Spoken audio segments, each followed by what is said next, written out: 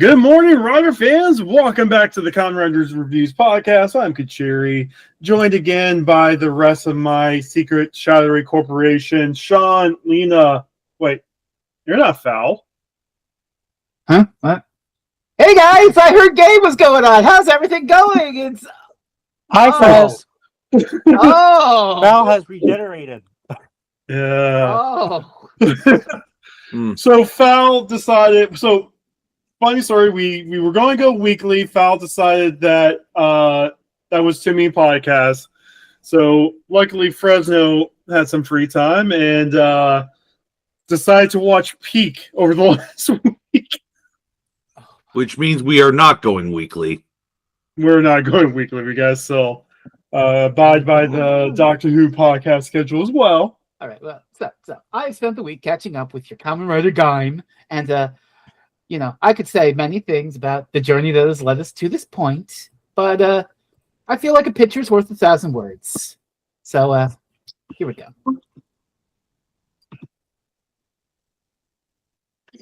Yeah, that's the Urobuchi experience, all right? He got me again, Sean. He got me again. That is excellent. Honestly, the only time that that later.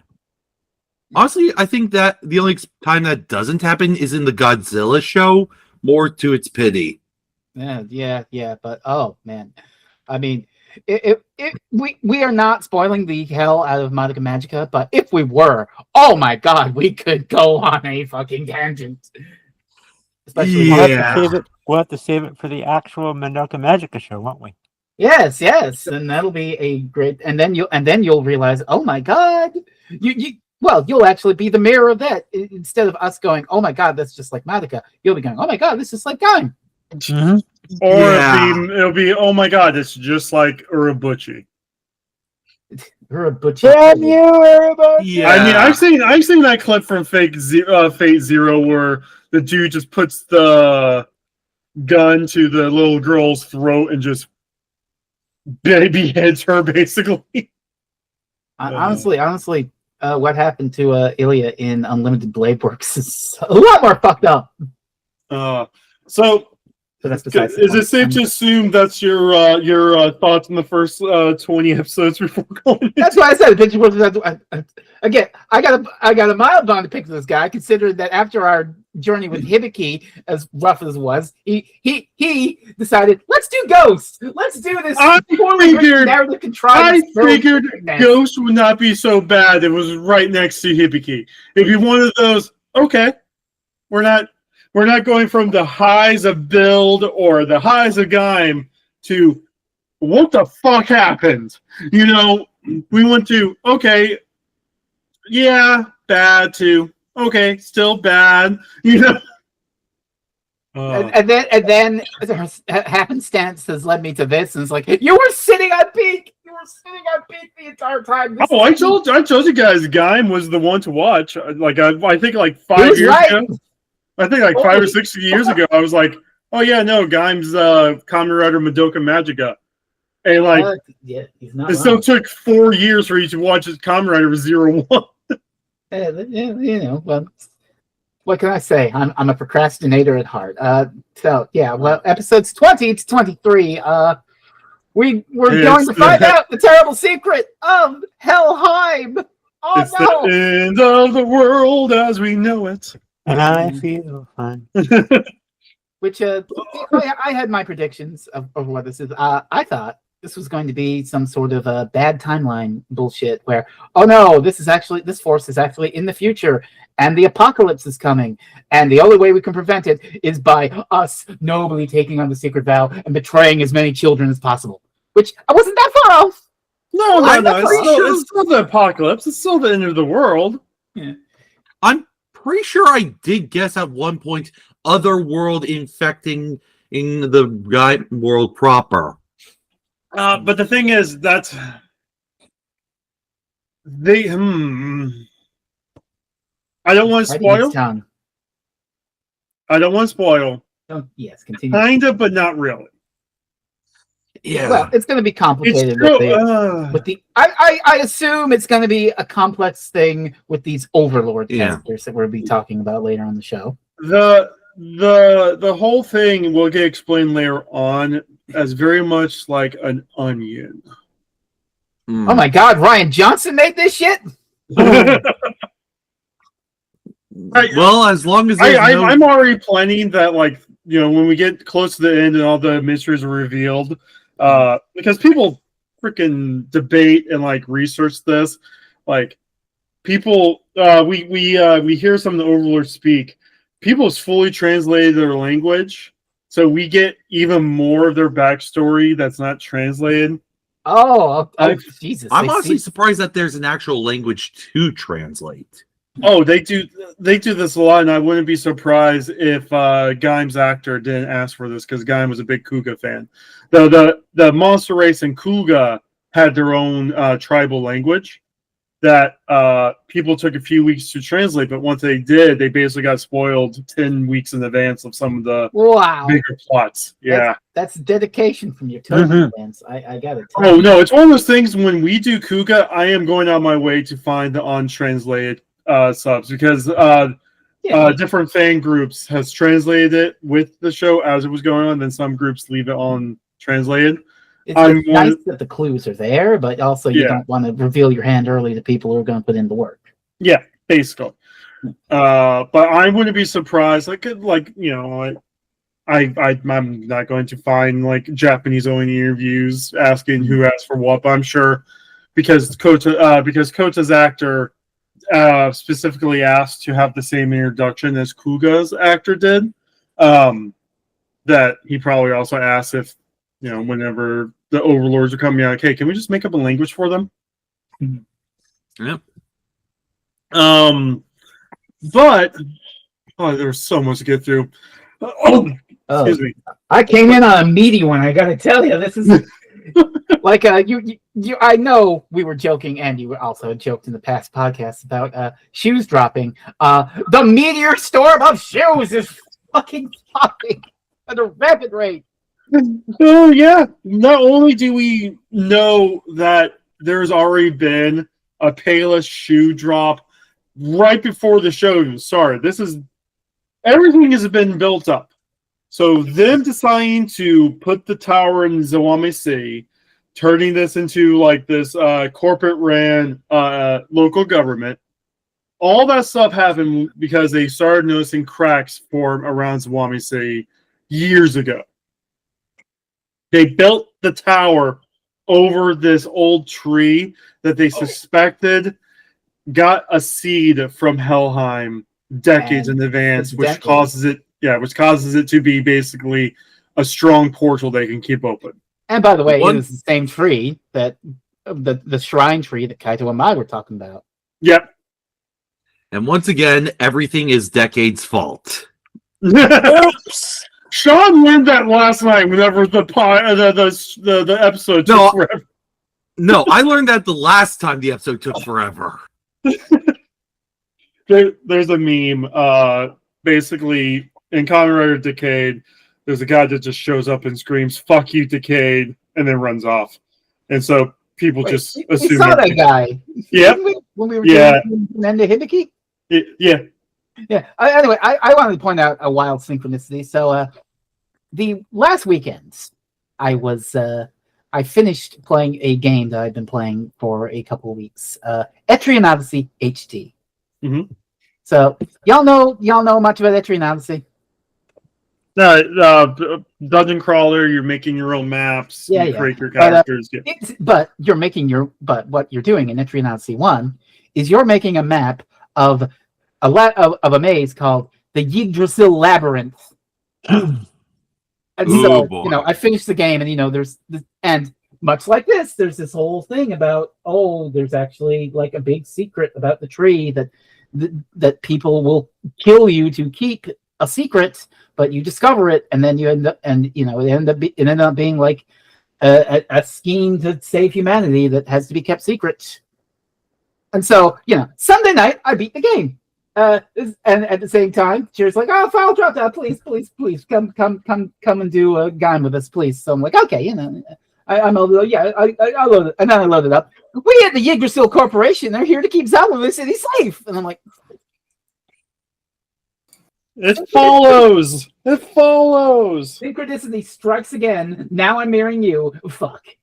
And now we just need to play some Legend of Mana on the PS1.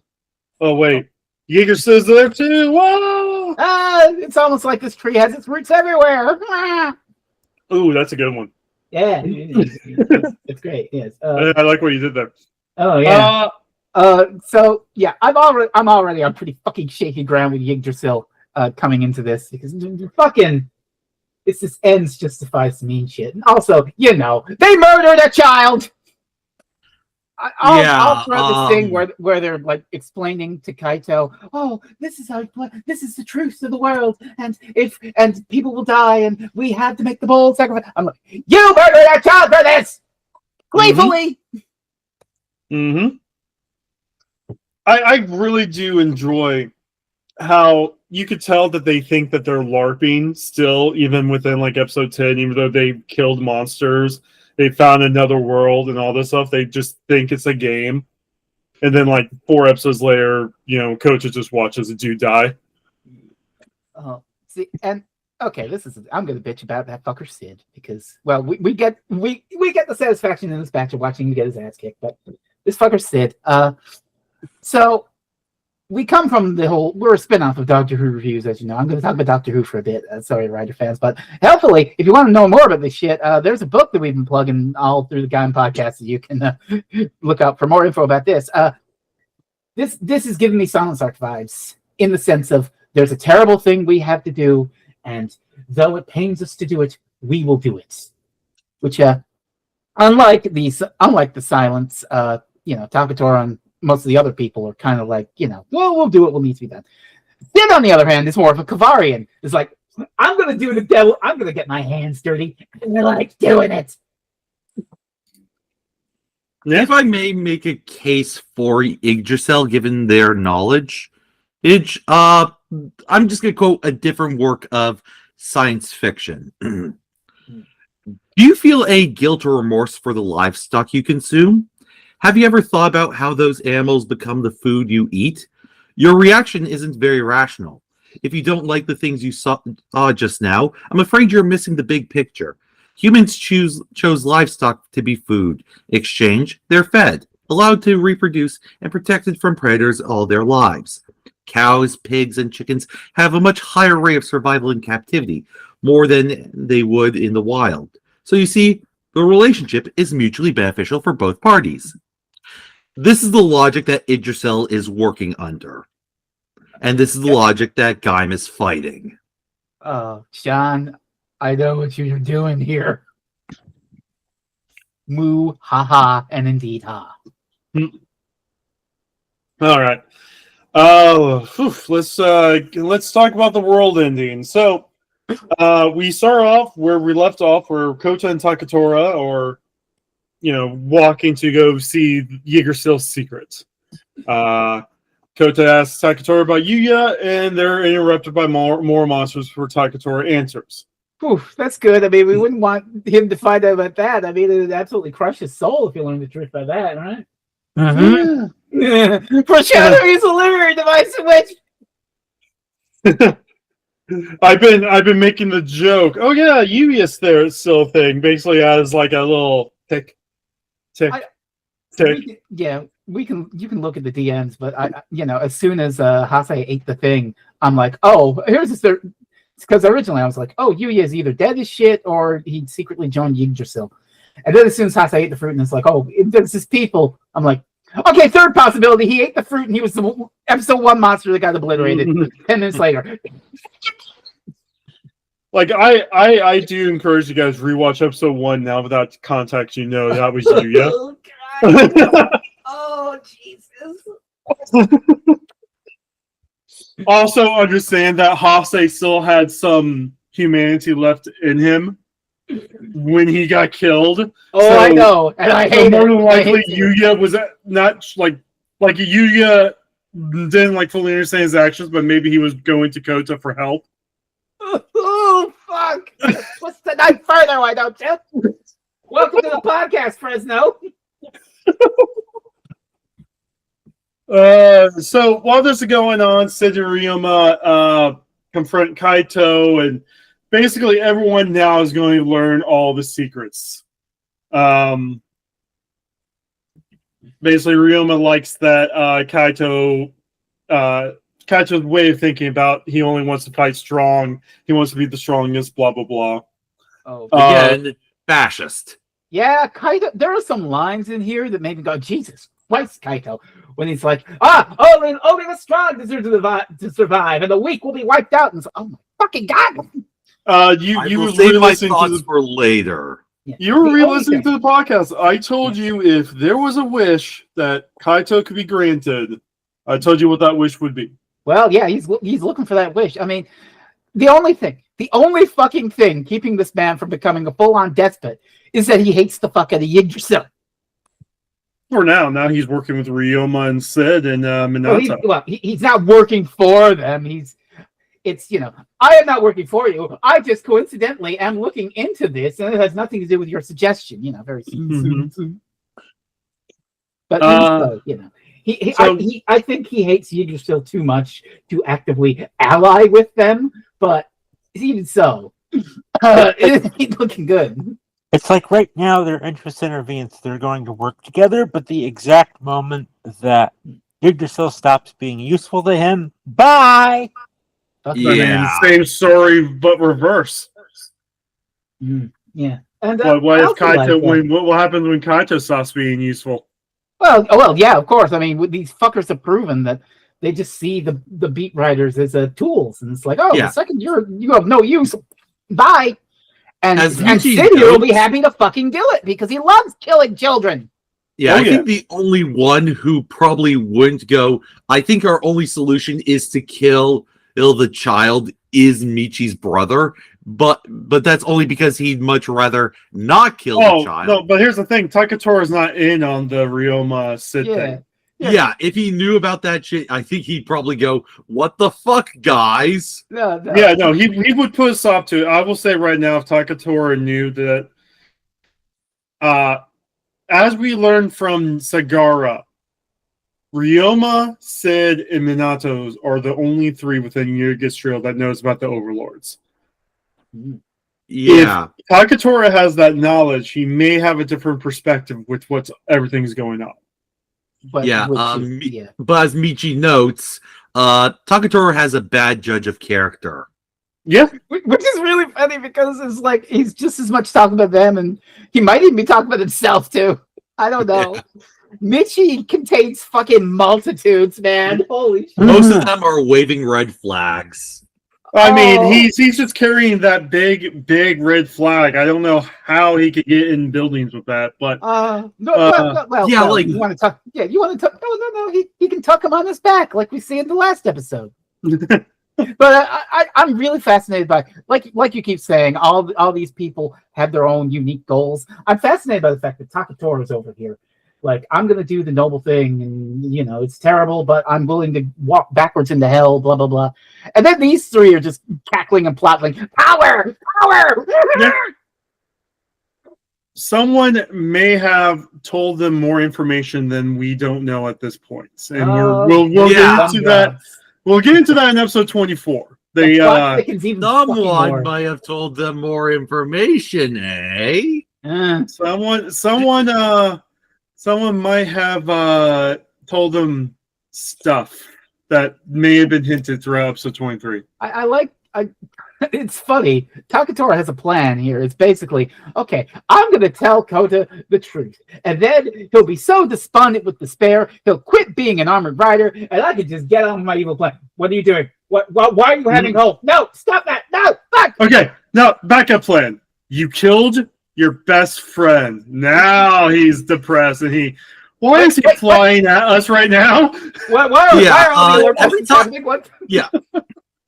Actually, every time he tries this plan, it does work, but someone from outside of him tells Kaito, don't give up. Things will be worse if you give up.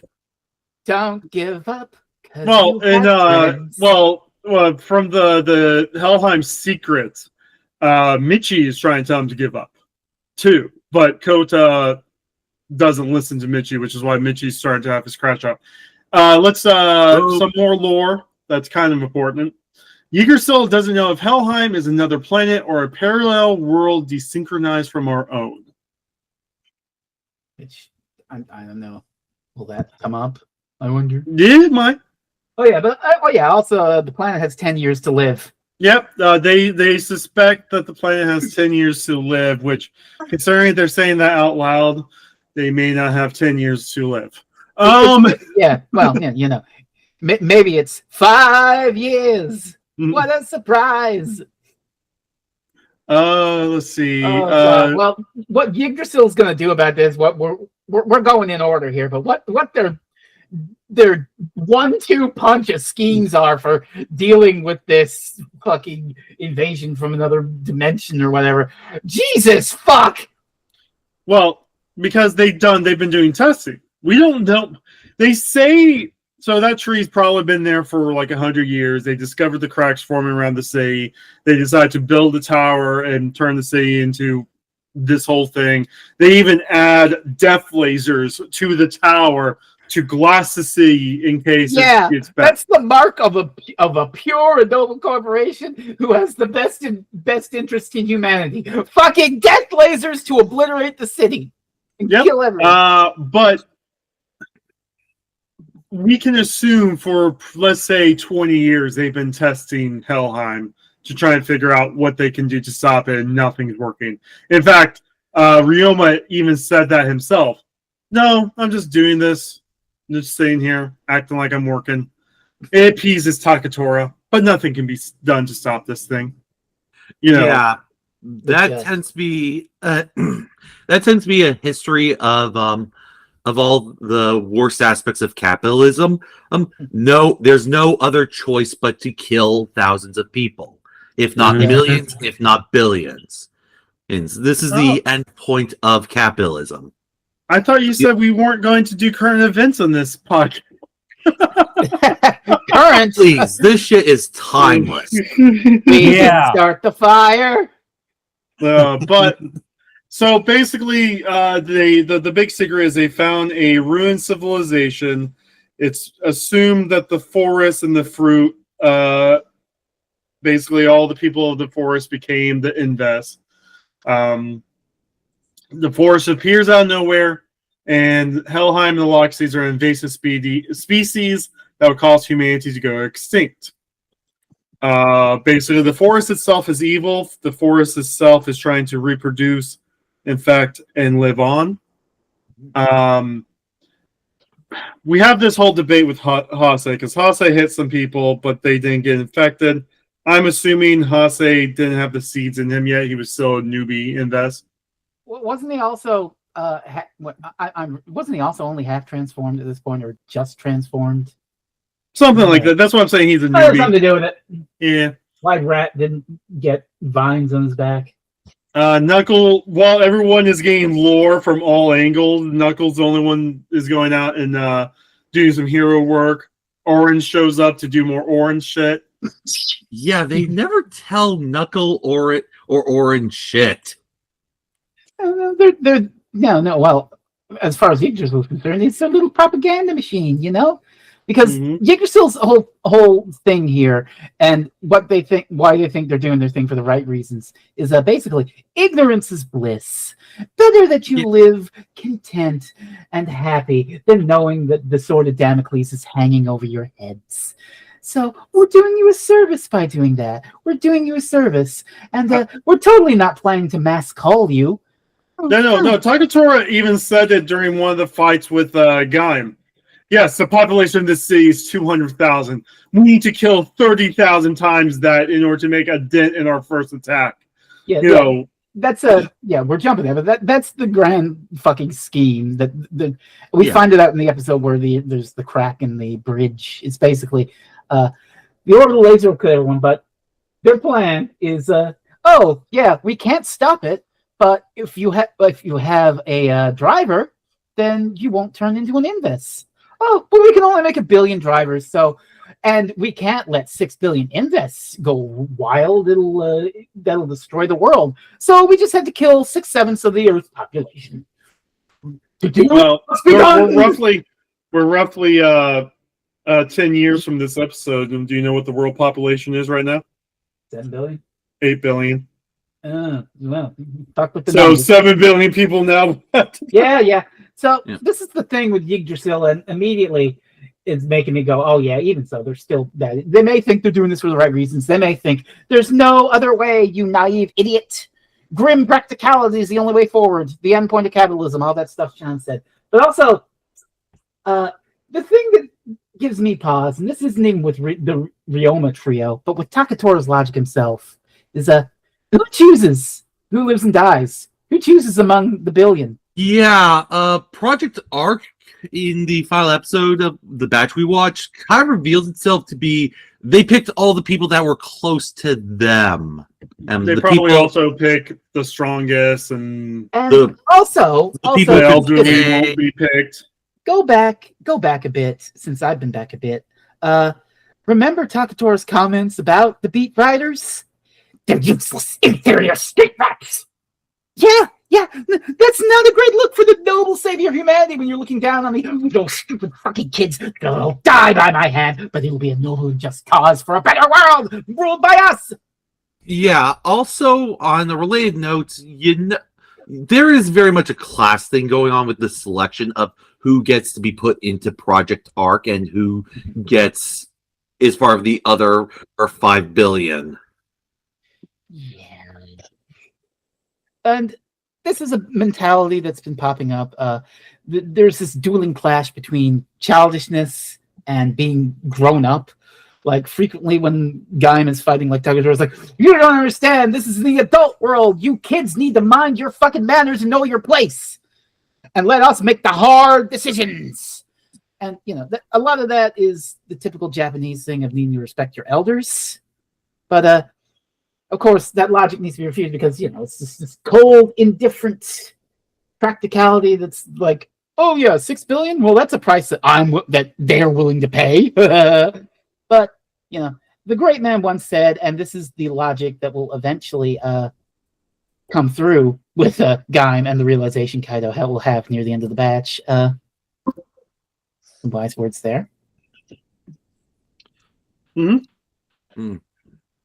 So Yeah, it's the childishness not of petulance as is expressed by a lot of the members of Yggdrasil and Michi, but of a sense of there is right and there's a right thing to do, and you keep not doing it because you think that there is no way to do that right thing. Mm-hmm. I mean, I can still argue that these characters, even though they're acting like adults, are still also being childish. They're being selfish. They're being Sid. yeah. I mean, even Michi.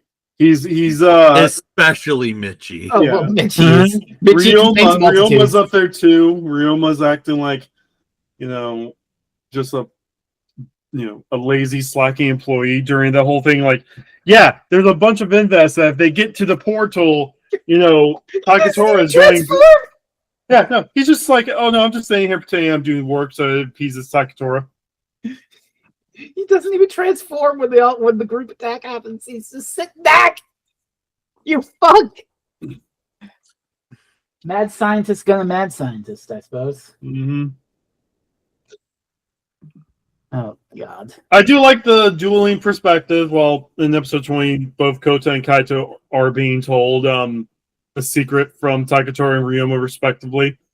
Takatora has to tell Kota, if we tell the world is going to end in 10 years, how do you think they're going to act? But the people deserve to know. And then Kaito's like, oh God, we'll be killing each other before the Helheim can. Christ. And then we get the whole thing that like clues us into Takatora's separate from Ryoma. It takes one malicious individual to ruin 100 noble efforts. Well, it's a good thing you have 4 of them going on to 5. God.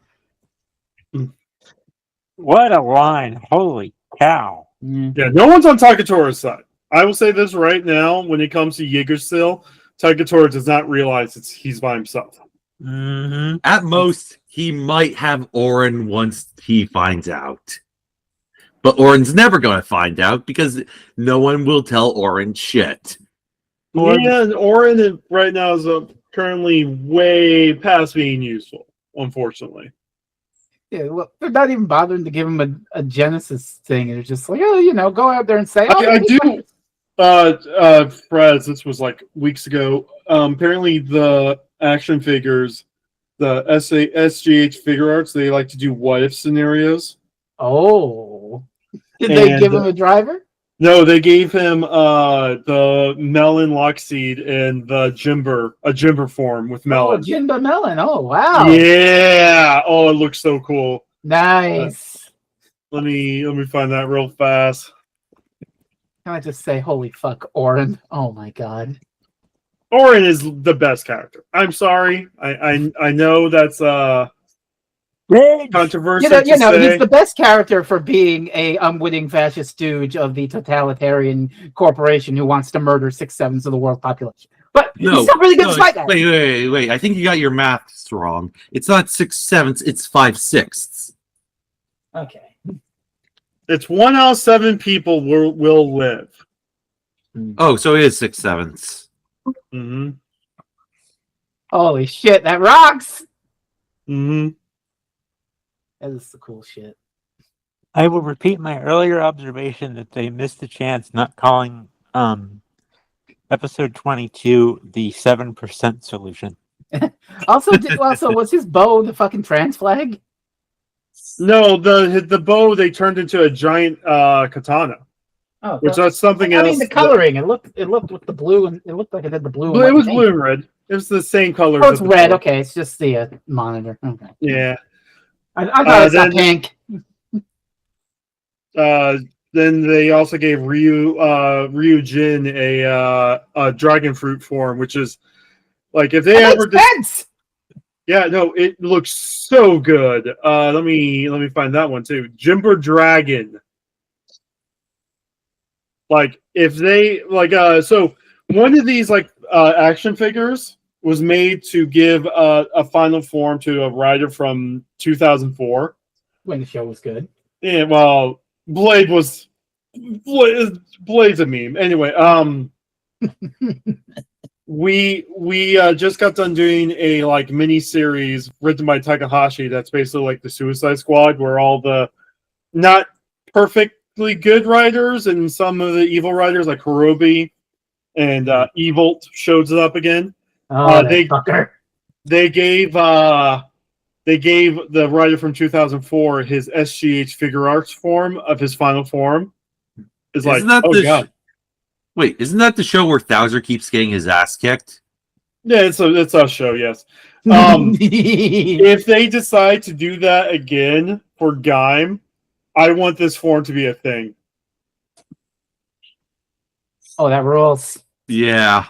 That's Jimber Dragon. I want that to be an actual suit. Ooh. That is the cool shit right there, baby. Delightful. Anyway. It all falls down to who plucks the forbidden fruit. Just like the opening song. It's like forbidden fruit. That's kind of like the Garden of Eden. What? No. I mean, they could go there. They could. I mean, we met the woman at the beginning. Oh Christ! Oh no!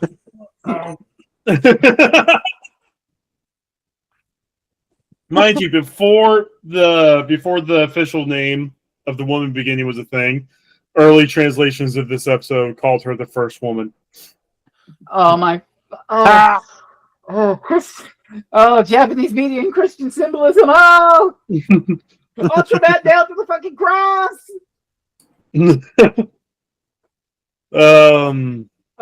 Okay, so how about the episode where Ryuma's like, "Oh yeah, Sid, if you want to kill that fuck Coda, go for it, whatever." Well, I do want to get through the last few things of 20 before we move on. Yes, of course. But Kota has a freak out, doesn't want to kill the Invest, even though he's been killing Invest for a while. Takatora has to remind them they're basically zombies. Are they all zombies? Oh, they're basically zombies.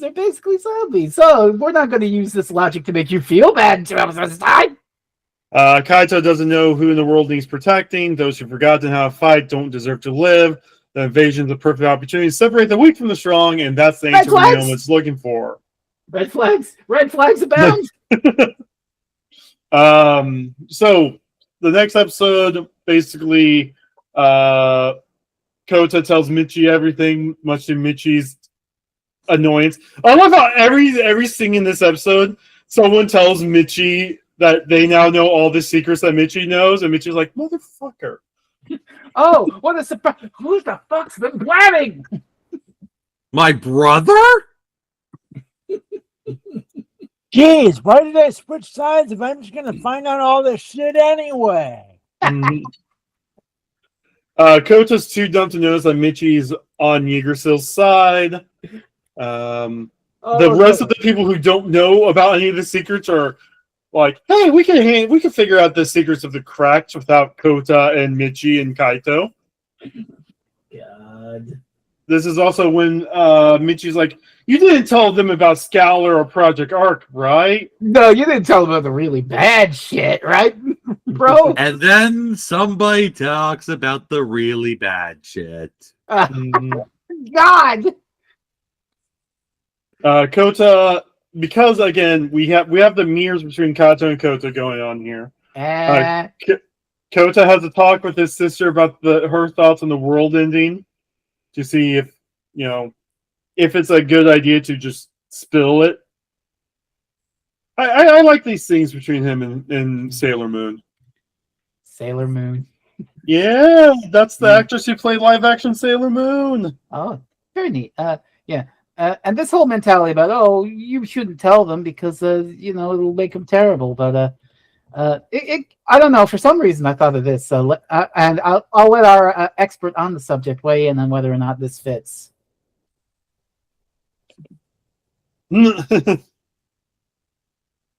Lena? Oh, yes. Does that fit does this fit the entire thing of, we should probably tell them? Yes. That's what this is. Yes. All right, we got our 11th Doctor experts on the case. Wonderful. So what's Kaido doing meanwhile? Oh wait, I'm mistyped in the notes. Minato meets up with Kaito and has a thing for Kaito. I'm not working. I bet you guys forgot about this scene. I'm not working with you guys. I'm just conveniently doing my own thing, which happens to align with what you guys are up to. And Well, I like you're looking for power. I like that. God. Stranger danger, stranger danger, stranger danger. How old is Minato compared I think to she's supposed to be 23, 24. Kaito's 17 or 18. Mm. I mean, it's sketchy. Questionable, but also It's sketchy here in America, but you gotta remember in like Japan they have a weird age of consent as low as 13. I'm still gonna say I don't know. Yeah.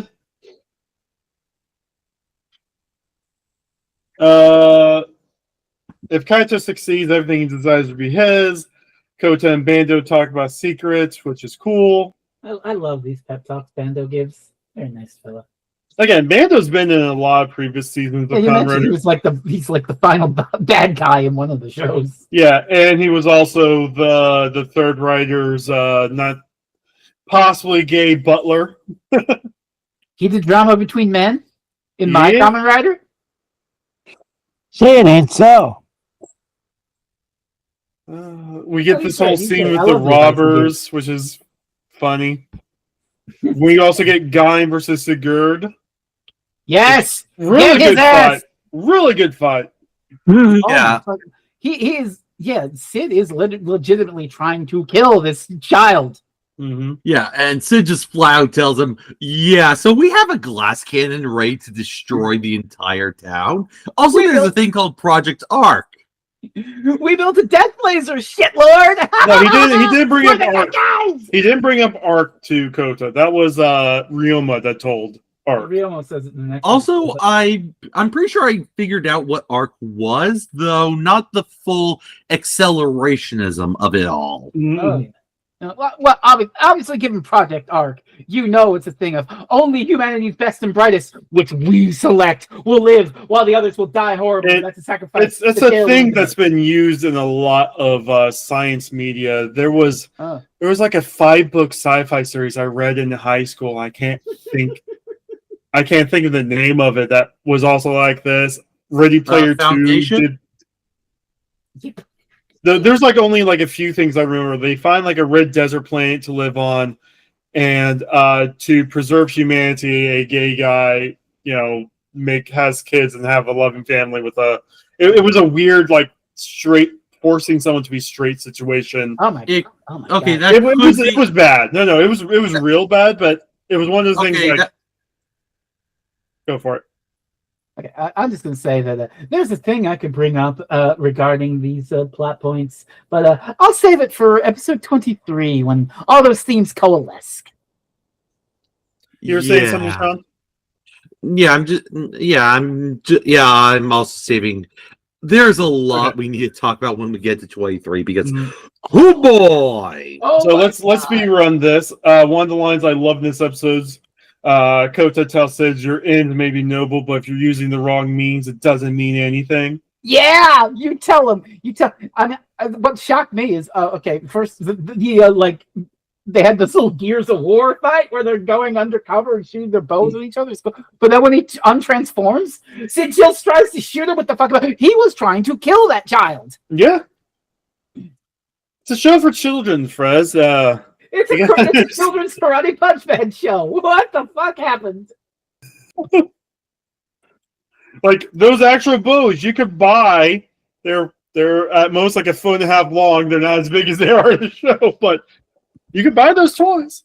And they want you to buy those fucking toys because that's what keeps Ty's business alive. Sid hates Kota because Kota might give false hope to people. Stop trying to mess with our plans. Maybe I would if your plans are worth a damn. Fucking get his ass. Gaim wins, gets the cherry lock seed. And then Michi is like insulting Sid from the background. Michi summons an invest to distract Gaim while Sid runs away. And then Michi finds out that Sid told Kota Pascal. Internally is like, motherfucker, I should have let him take him in. Shit. Yeah. All right. Well, at least they didn't tell him about Arc. Episode 22. Someone tells Kota about Project Arc.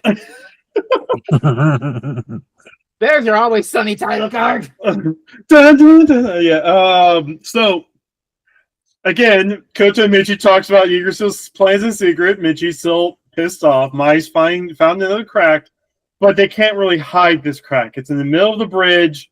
In the middle of the sea. And so Yggdrasil's like, oh, well, if one single invest comes through and people sees that, we'll just have to nuke the entire fucking city. That's the only way to be sure.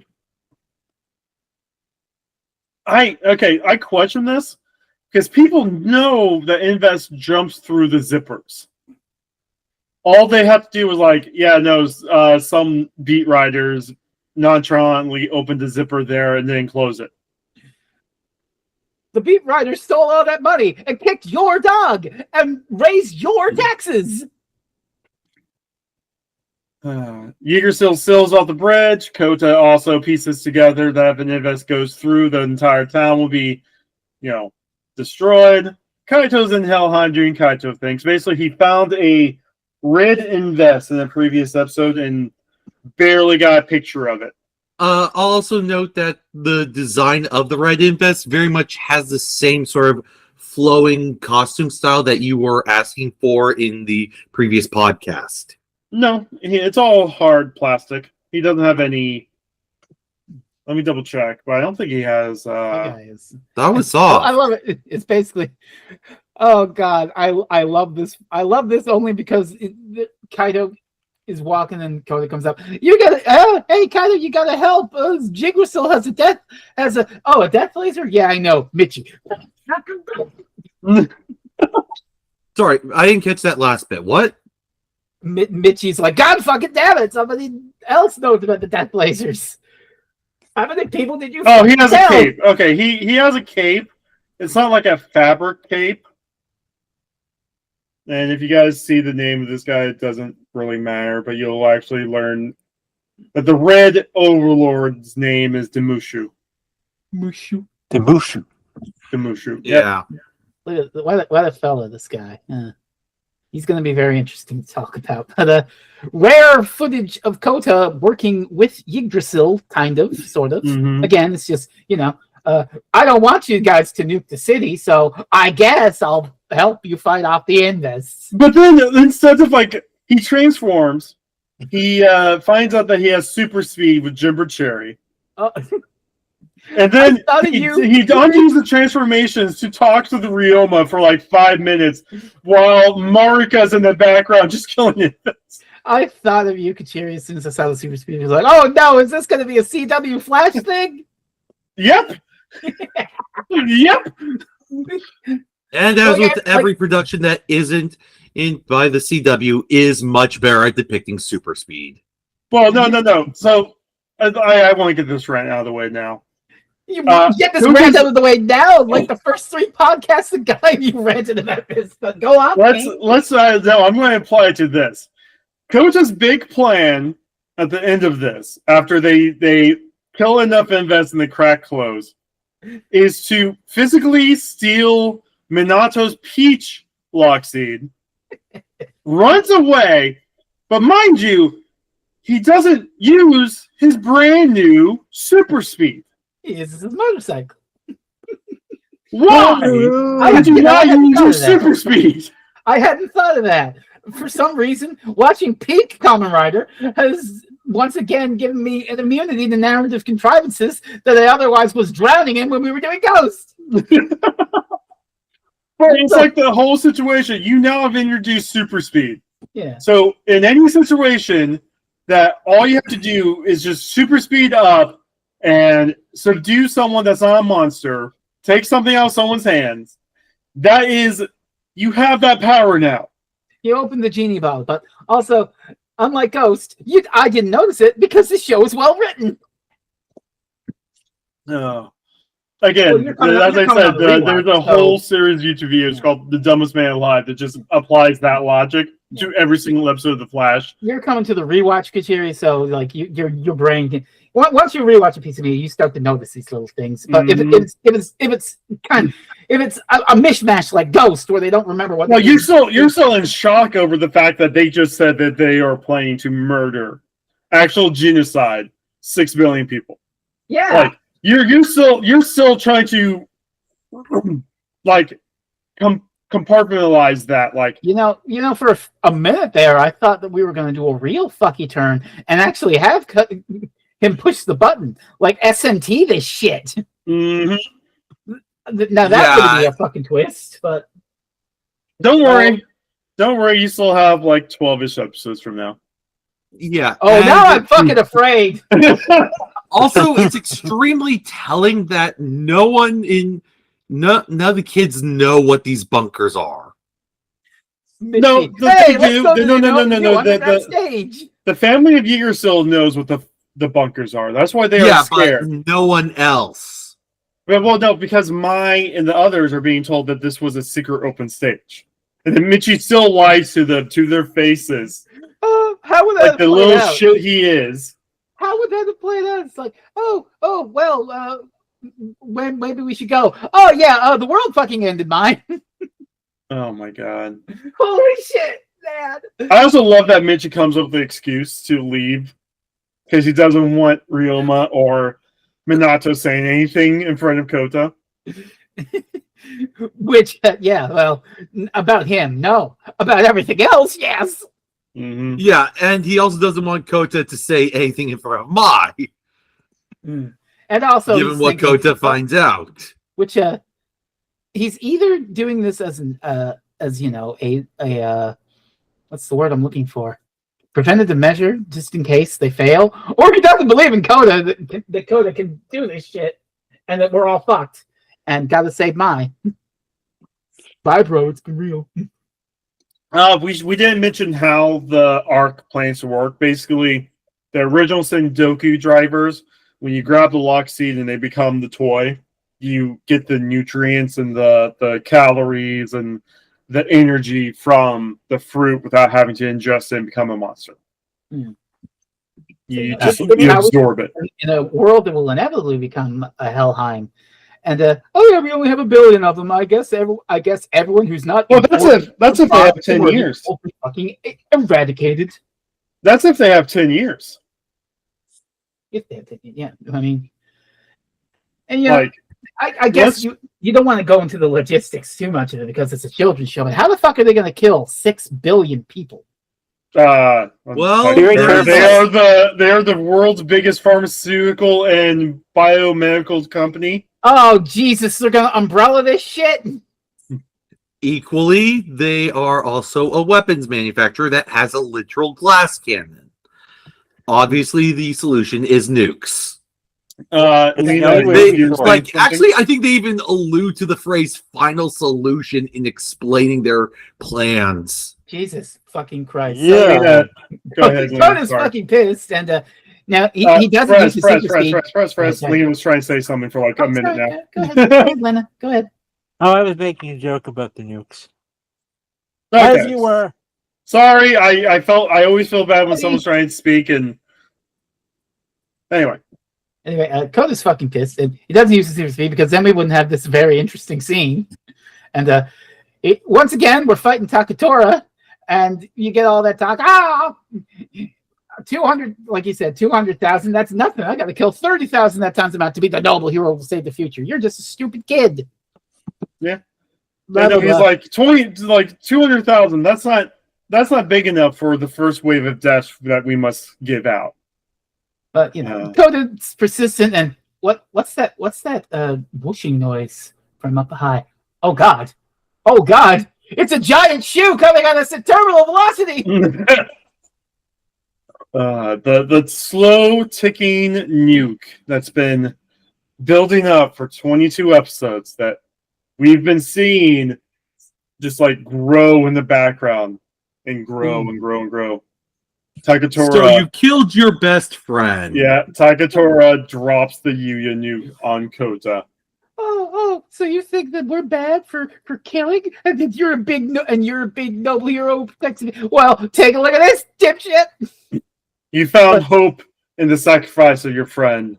You're free to abandon it and fall into despair. You're not so different, you and I. Though I would like to note the big difference is that Kota acted in ignorance. He did not know he was killing his friend. Yeah. You know you were going to kill 6 billion people. Yeah. But, to the twisted logic of Katakora, that doesn't matter. And, to the grief of Kota, that doesn't matter because blood is on my hands. I am a murderer. And it really fucks him up, Children's shows, yay! All right, it's time for the big one. I wrote 2 pages of notes on this one. You did. Yeah, 2 full pages.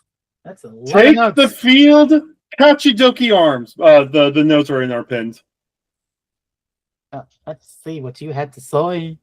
Go off. So basically, Kaito is given a third option. Talks of Survivor and Extension. There's a third option presented to Kaito. There's a sapient invest in the forest, an overlord. Only the 3 we talked about know about the overlord, and that knowledge could grant the powers of a god. While this goes on, Kota's defeated.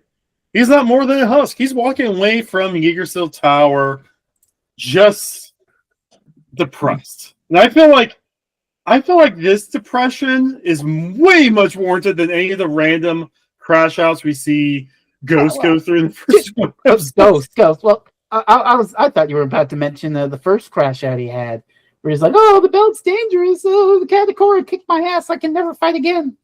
hmm But yeah. Well, that was a mostly deserved crash because he almost fucking died, and this one obviously well fucking deserved. Holy shit! hmm But again, it's that plan of Katakora's. I'll break your spirit and drag you into despair, and then you'll give up being an armored rider, and I can continue with my plan. What are you doing? What are you doing? No, stop having hope. Stop! Basically, Michi calls out Ryoma that Kaito's being used as a pawn. Kota goes back to the place that basically killed Yuga. He starts crying, and Mai shows up, not realizing Kota's crying, I guess.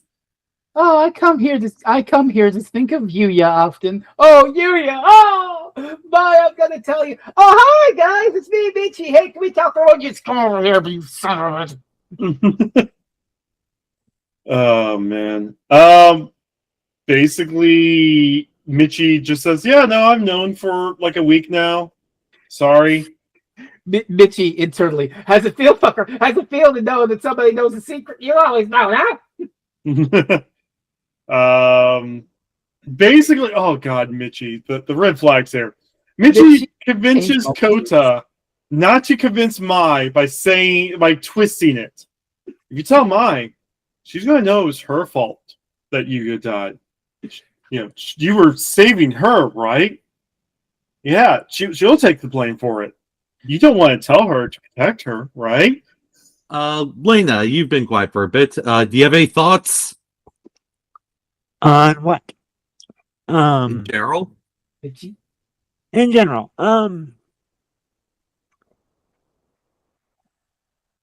you know what I really don't like?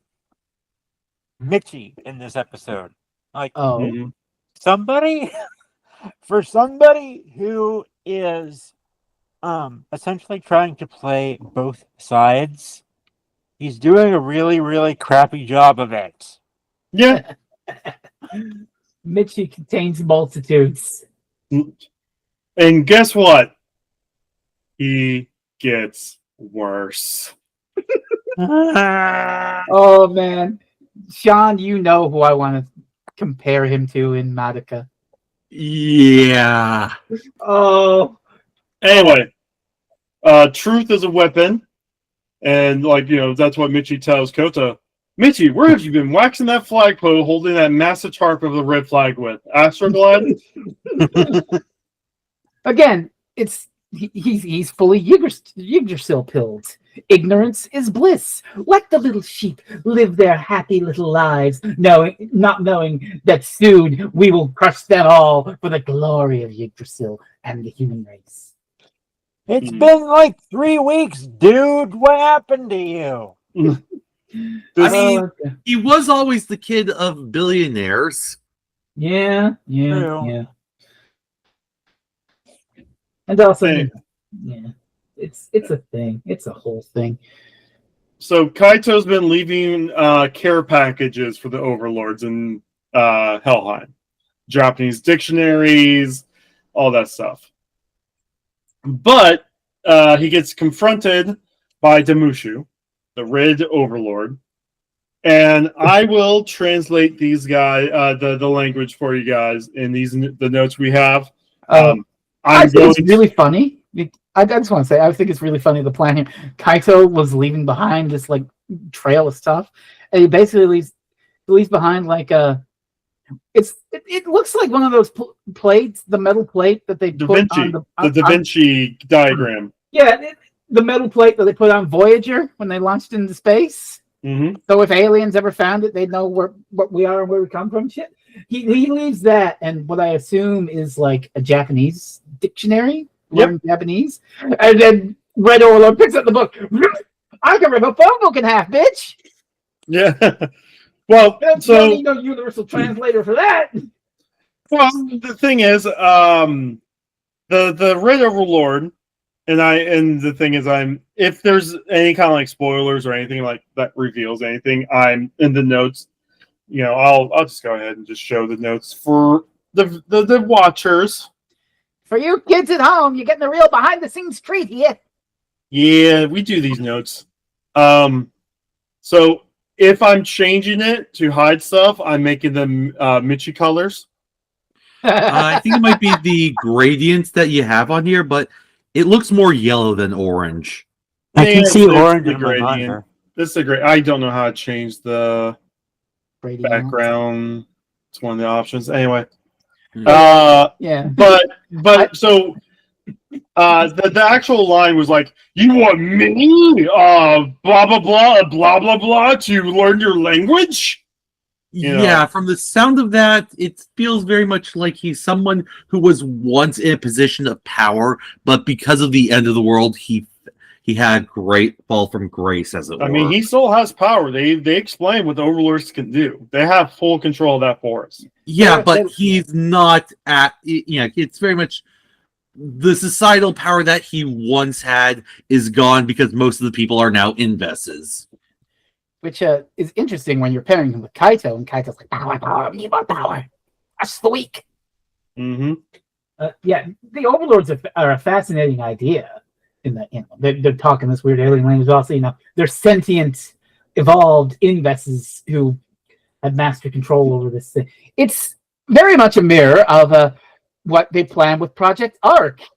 Like, you can imagine when this civilization fell, that these people were the Yggdrasil of their world, and they did this thing where they changed to survive it and evolved and became what they are now.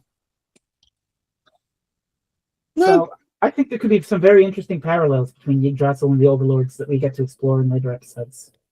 I will say we are going to see more overlords, and the overlords, you can treat them like Kamen Riders. Interesting. But the rest of the translated lines is, I'm not interested in you guys, and I can't leave this humiliation alone. Mind you, the whole time, it just sounds like he's speaking gibberish, and Kaito's just looking at him like, what? What the fuck? Oh, you want to fight? Let's go. Basically. Kaito, I'm feeling you really hard right now. Yep. Though Baron very much is getting his ass kicked for most of this fight. I will say all the overlords are a step above even the new power-up we just got in this episode. Oh, yeah, you got to have power creep somewhere. Oh, yeah. No, the overlords are, I don't want to say godlike in power, but they're very, very close. On an Evolt scale, where are they at? They could probably hold toe-to-toe to a non-Final Form Evolt. Okay. Because Final Form Evolt will just, black hole Helheim. Yes. But they would probably be evenly matched, if not stronger. Fair enough. So they're pretty fucking strong, then, for mid-show Kamen Rider. Yeah. Michi in the flashback tells Kota to stop going after Yggdrasil. Kota needs to figure out at this point that Michi's on Yggdrasil's side. And then the mysterious woman shows up. Please stop. You're going to be miserable if you keep fighting, but you will regret if you stop fighting. No, she basically it's worded you can take it that way, and it's also worded that if you keep fighting, you'll also be content. Man, there's a lot of doublespeak here, and we will learn why she can only speak in that doublespeak. Yeah, though considering the ending, she confronts DJ about him basically. Well, we'll get to that, but her confrontation with DJ is interesting. Yeah. Okay. After the confrontation with DJ, and knowing that she is the woman of beginning, theories. Oh, I'm okay. I locked in an original theory, but now I'm changing mine. Adam and Eve. Well, we keep throwing the forbidden fruit. Yeah. Is that what we're all locking in on? I'm not locking in on that. Very much someone from. I think she might be. I'm going further with that and going with Holy Spirit. Ooh. Okay. Since I'm that bitch who watched the final episode first. Oh my god. Yes, that actually happened. I'm Holy going shit. to say, yeah, I'm definitely leaning into the Adam and Eve bit. I can confirm or I cannot confirm or deny she may have saw the man in the beginning. Um, So yeah, speaking of this fascinating character, the fucking DJ. Holy shit! oh yeah, no, we get this whole like 5-minute scene in like Well, this weird alternate reality dream bar. Yeah, and I DJ mean- just flat out lays out the full fascist implications of Baron. If he's either going to fuck up so badly, he will live forever in disgrace, if not end it early, or he's going to get something very powerful. Mhm. This is not going to end well if he keeps going. I also want to point out that I did not realize until I was writing my notes for this that the bar is called Droopers. I have never. What? What? Troopers? Yeah, the fruit bar is named Droopers. Anyway, Kota's depressed because I'm just like Yggdrasil. And then DJ, oh god, DJ, such a sly line here. Fighting to protect is an oxymoron. Ooh.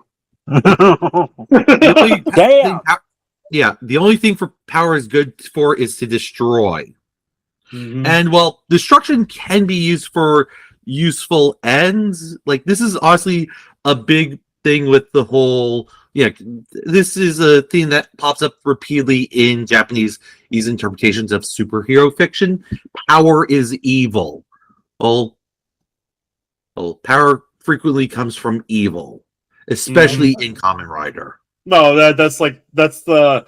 Oh, I also found out like not too long ago. The whole concept that every rider must share the power source of their main antagonist. They call that the Holy Cross rule. God. Yeah, that's apparently a thing that they termed it back in the 70s, and yeah. Anyway, what Kota's fighting against isn't Helheim or Yggdrasil, but the Iron Rule that says the world demands sacrifice in exchange for hope. Destroy that rule and change the world. And Yggdrasil's doing what they're doing because they're weak and they submit to the cold reality of cruelty. And this is when we get back to that Tom Baker quote. You know, they're being very adults. You know, these are the rules of the world. You can't change it. You just had to play within the system. The system cannot be changed. To think otherwise is childish and naive. And then you have Gaim, childish and naive, going, yeah, fuck that. Let's change the system. Why can't we? Yeah, the thing about Yggdrasil is that deep at its core, it believes that there is nothing wrong with the system. It's those who use and abuse it. That's the problem. Fuck! God. Then You're Gaim's right, also hey. like, fuck the system. DJ also tells Kota about the overlords. They can control everything in the forest at will. They don't care about humanity. And they're just a side effect of Helheim basically eating reality. Yeah, and DJ basically says, so there was the first person who went to Helheim, found out about the overlords, but kept it a secret. Ryoma. Yeah, he says it. He doesn't say it's Ryoma. He lets Kaito come to that conclusion. Kota. But while he's doing that, he's doing weird shit with an orange. I want you to know the amount of crash out that happened to that orange scene. I mean, I'll fucking like up to these podcasts I've been catching up. Every other one, you'd be like, so what do you guys think is the deal with the DJ? Why do you think the DJ's helping them out like this? You're just leading up to this moment. Like, I will say this right now, no one gave 2 fucks about DJ until this episode, whenever this was airing weekly. It was weird that he was helping them out, but people just thought he was just a random employee that was just helping them out. But the second that orange turned into that D20 looking like orange. That orange turned into the power up. It's like, what the fuck? Yeah. He's a wizard. He has magic. So yeah, I'm going with he's the actual first person to go into Helheim and had an experience there. Okay. Let me ask the question I asked in the Discord to everyone. What is DJ Sagara? What? is the velocity of an unleaden swallow. I responded with demigod. I went with Overlord. Yeah, I thought Overlord at first, but I'm locking in. But I'm changing my answer. Adam and Eve. You know, just because it says he's the Who's first he in looking boy. and who is he in Adam and Eve? the Adam, snake.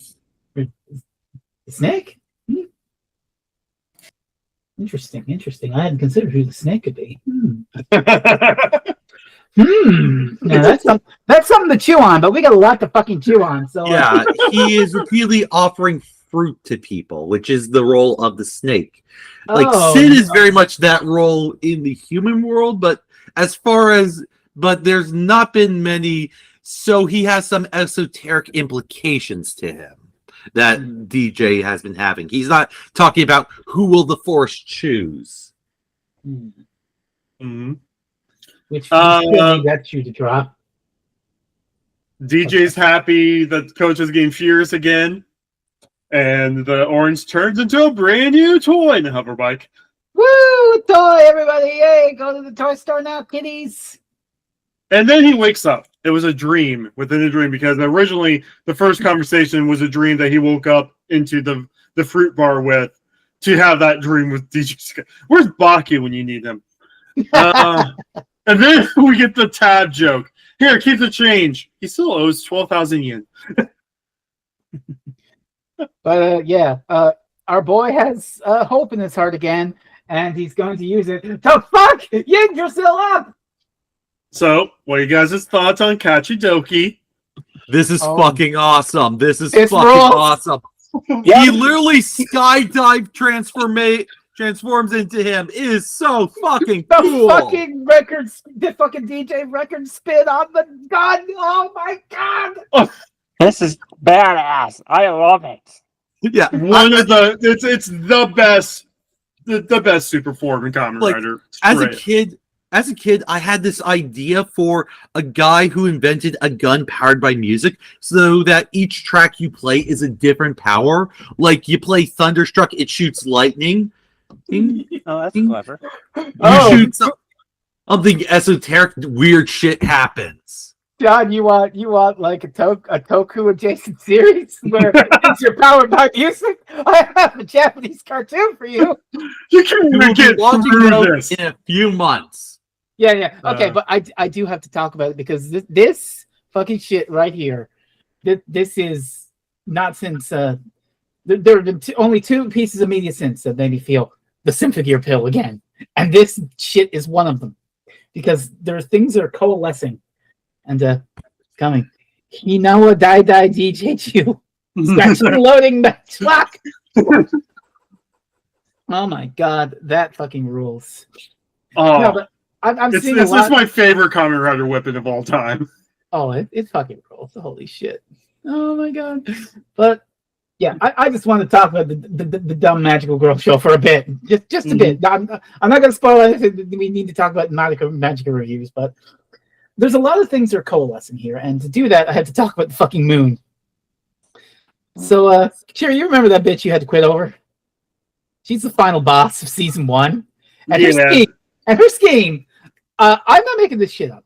Her scheme is that she's the reincarnation of an ancient Babylonian goddess who wants to talk to God again, but she can't do it because the Tower of Babel exists, and that's why we all have different languages in the world. And so she wants to blow up the Tower of Babel, which is the fucking moon. Oops. And Well, that has implications with freaking Zets. Probably. So one of the girls blocks the shot. There's a beam battle. It's one of my favorite moments of the climax of the first season. So only part of the moon gets blown up. I'll get a slide for you here to illustrate that. So yeah, that's what happens to the moon at the end of the first season. Again, that looks very much like the moon from Zets. Yeah. And then actually, it's slightly more destroyed and then smoothed out. But yeah, that's the moon from Zets. So when we get to season 2, this is what the moon looks like now. And and it's coming down. And much like the Yggdrasil plan, the whole thing is we can't save everybody, so we're going to go with grim practicality and do evil things to ensure that some of humanity survives. And there are people who are a whole bunch of bastards, but the solution is that, hope and naivete save the day over grim practicality. And, you need to fight against the despair and the negativity of the world and all this other bullshit and come together and unite in mutual understanding, which is really interesting to me, given the fact that the Overlord's talking unsubtitled weird gibberish that we don't understand. And I'm wondering if the show is eventually going to go with this naivete, childish thing of we actually understand the Overlords and sort of make a inroads with them to save the world, as opposed to killing 6 billion people, because that's the only way we know how to do it. So that was my Civic Gear TED Talk. Yeah, Gaim is fucking cool. And he's also fighting 100 Kurokage, and they are all blasting him at once, and he's just no-selling every single shot that hits him, as he's just he's killing them. I think a few of them may have survived, but there's no way they all survived this. Dad, we're not supposed to be thinking about that. I mean, if it would, killing would be sad, It's No, they work for Yggdrasil. He's breaking the system. He has determination now. I don't think he's killing, but Well, actually, determination comes from the pacifist route of Undertale. This is just full-on murder.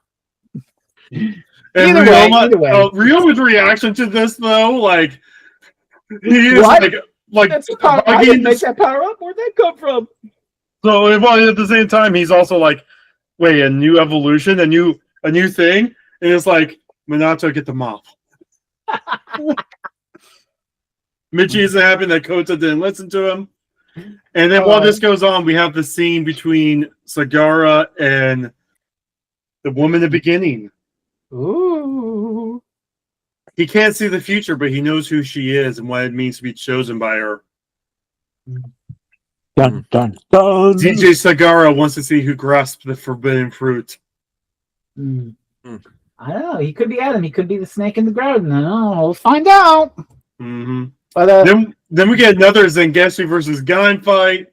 Can I just say, it's very impressive that Takatora, technically, even though Gaim succeeds and blows up the thing, he technically still has a 100% win rate.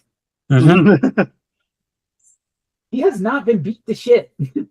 Yeah, also, since we haven't brought up yet, the fucking armor is cool as shit. Yes. So I hinted that post-series Takatora gets a power-up. And the thing is, there's a full 500-page novel sequel thing that bleeds into one of the post-series movies and then bleeds into the stage show that bleeds into the final thing that they made movie-wise. Do we have to watch do we have to read the 500-page book? No, we're not going to do any of that. No. But I will show you right now. In an alternate reality, Takatora would have been chosen to be. Holy shit! What? That's cool. We actually do see this form in action in the last thing we're going to be watching for Gaim.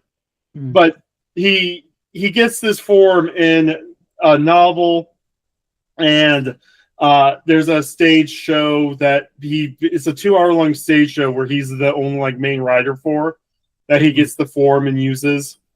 But during the final thing we're watching is Gridian versus Bravo, which came out 5 years ago. He shows up in that movie. But yeah, that's 4 months from now when we talk about that. So yay. But Takatora tries dropping the Yuya nukes to no effectiveness. God. And if sacrifices are necessary, then Gaim will fight the world that demands them. Gaim then hits all the weak spots for massive damage. Oh my fucking god. And now Michi needs to find out who's helping out Gaim. And that's the end of this arc. That was the arc finale. because now Oh. we're going into the Overlord arc. Holy Dun, dun, fucking shit. dun. But first, we got 2 podcasts, 2 side quests to get through before we get to episode 24. What? Oh, Psycho. What the hell do we got to do? Is this the football one? Nope. What? By the What way, is- the World Cup was in Japan that the year this show was coming out. Okay. Oh, well, there we go. So Right. I'll let you guys decide. Do we want to talk about the Showa versus Heisei movie first, where all the Showa riders fight all the Heisei riders? Or do we want to talk Tokuger versus Gaim, one of the best Sentai rider crossovers ever seen, which technically aired the week after episode 23. Oh my god. It's another Um, Sentai crossover? Mm-hmm. As I said, Ghost was like the last one of the last ones to do it, and they barely even tried for Ghost. yeah, I know. But no, this is straight up. The first, I believe it was Rider then Sentai. Basically, the Tokugers. No, Sentai then Rider. One of the two. Basically, the Tokugers show up in Zamwami Sea and gets into shenanigans with the Gaim team. Oh boy. And we get more Kachidoki action. We get a hilarious Megazord scene. Like, one of the best Megazord scenes ever. Oh my. Mm. Neat. I can't understate, like, it's a thing that gets referenced even to, like, today. Well, we'll see that in due time, I'm sure. Well, do you guys want to watch Showa versus Heisei or Tokuger versus Gaim first? They take I'm place leaning- at the same time. I don't know that I have an opinion either way. I'm leaning towards Showa versus Heisei. Showa versus Heisei, because we'll get more what's it called? Ichigo, which is funny. You have seen so much Ichigo at They this. push Ichigo so hard. Well, yeah, because he's the leader of the Showa team. Yeah. All right, I'm trying to. Oh wait. Oh, this is. The Tokuger Gaim thing is also a teaser for the Heisei Showa movie because Ichigo shows up in that too. I'm trying to find a specific scene. Okay, so if that's the case, then we should probably watch the other one first. No, they both happen at the same time. Well, someone will decide something, but in the meantime, what did we think of this batch? Just peak. Pure peak. This It is is very interesting to watch this right after Zets. Mhm.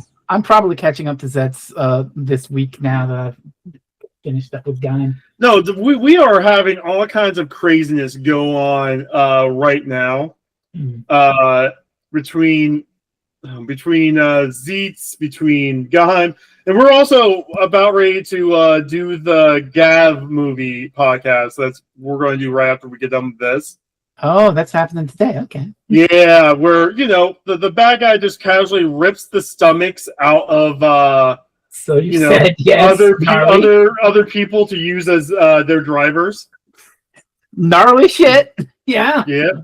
Anyway, yeah, this is absolute peak. This fucking show rules. Holy shit! Mm-hmm. You're a Bochi banger. You're a Bochi banger.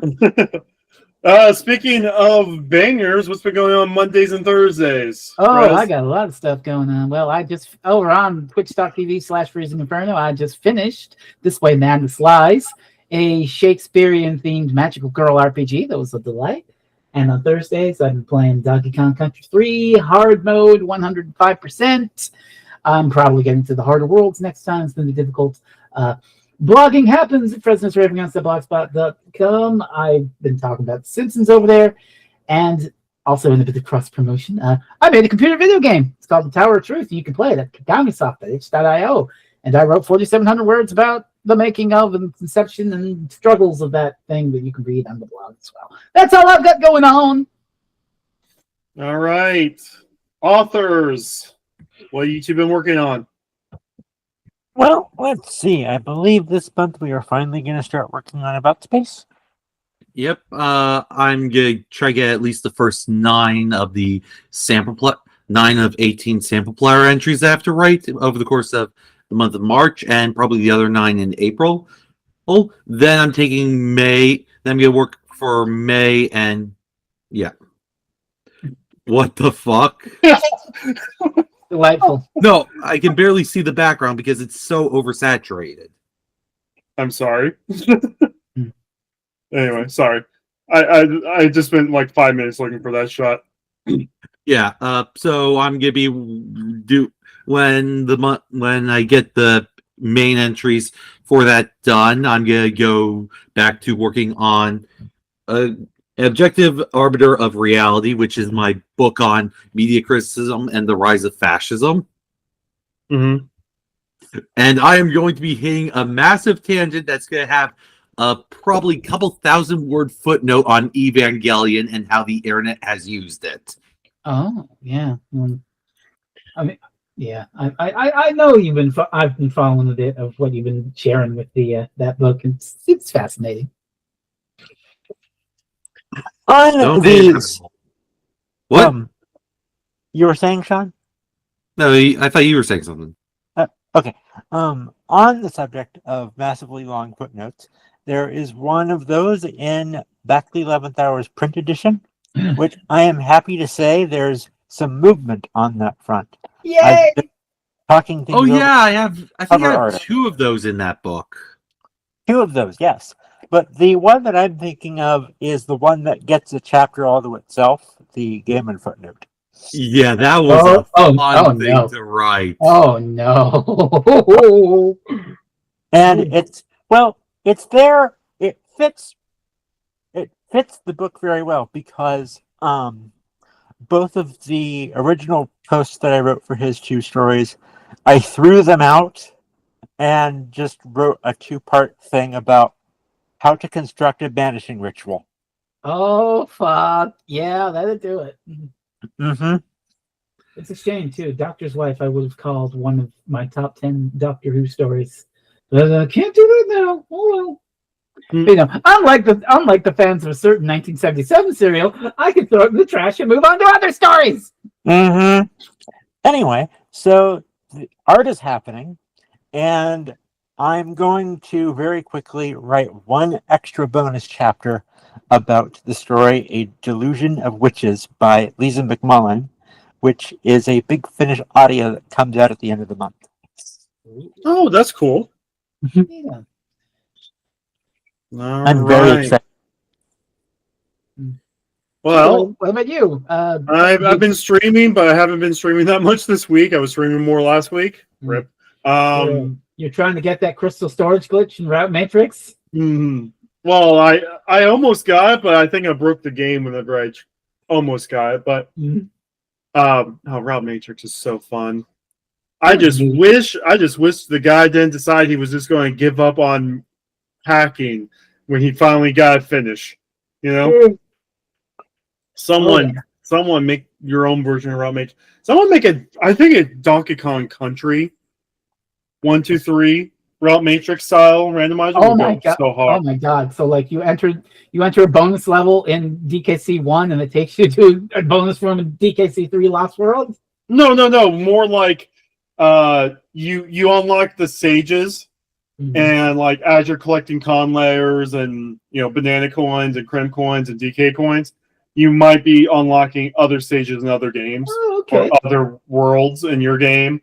Or maybe you start out without the ability to swim or climb, or maybe like for each game you only have the main Kong and you have to unlock the other Kong to be able to find them DK barrels. That'd be crazy! Wowza! Oh, good. I don't know what. Too bad I have no hacking skills to do any of that. But the AP randomizers for Archipelago has those as options.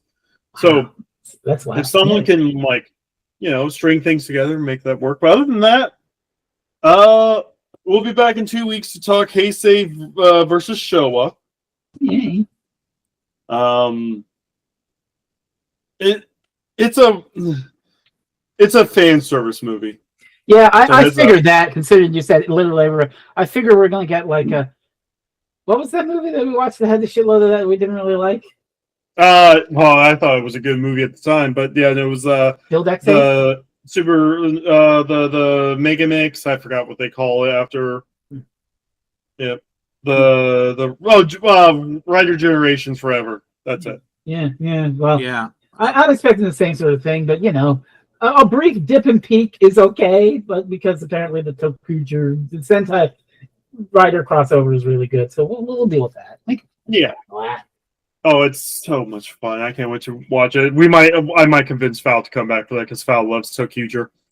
Tokuger is the Super Sentai season where they have no memories of themselves, like post 6 or 7. Oh, this fucking thing! But they're like, why don't we have any memories of that? And a fucking puppet tells them all because they died as children. Jesus Christ! That's how the first episode ends. I didn't know we were doing this. Oh shit! Oh my god! Oh, Tokuger's so much fun. Yeah. Even as just a casual watch, it is a good show. Oh, anyway, God. Traumatizing the children. That's now we won't get back to Gaim proper for a month, unfortunately. But when we do get back, we'll be watching. I think it's 4 episode batches.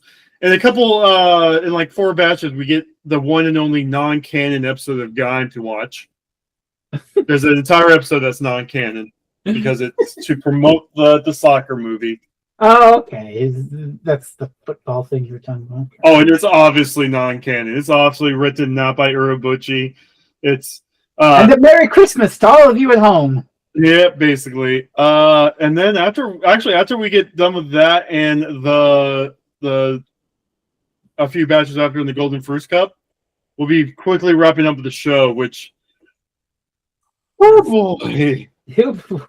You are here on the Urobuchi roller coaster. Ah! I love that reference. I thought you were editing it to put you to little down the roller coaster each time. Like, how many of these fuckers do you have? No, it's I found a AI image of a planned roller coaster somewhere in Texas that isn't getting approved because that drop would literally kill people. Oh. And so I found it. And I'm like, oh, this is funny. And you get to Hase's death, and I just draw one with a purple dot at the top of this, straight vertical. Like there's no ramp. It's a straight vertical drop, right? So I'm like, you are here. And then you get to the start of this batch, and then I regrab the image. I put the dot halfway down. You are here. You are editing it. You fucker. God. All right. Say goodnight, Kateri. Yeah, we'll see everyone in a few weeks for all that. Keep an eye out for the Gab movie review that we will be doing also shortly here soon. But until next time, bye for now. Bye. Bye.